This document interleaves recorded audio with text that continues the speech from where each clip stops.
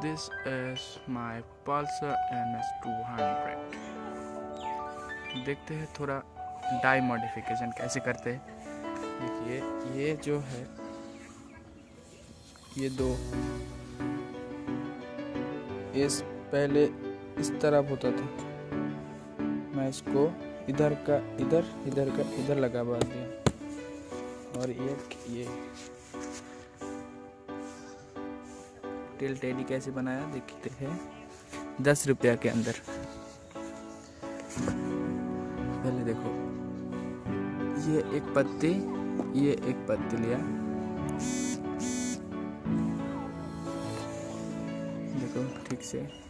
हाँ ये एक ये एडजस्टेबल है, ये नट अगर लूज कर देंगे जितना दूर मन वो ले सकते हैं हम। उसके बाद हम क्या किया, इधर तो एक पत्ती है, देखो ये पत्ती हमने वेल्डिंग करवाया, इधर कट किया, फिर इधर वेल्डिंग किया, और इधर देखो इधर से 1 2 3 4 होल किए, ये 2 बड़ा, ये 2 छोटा वाला।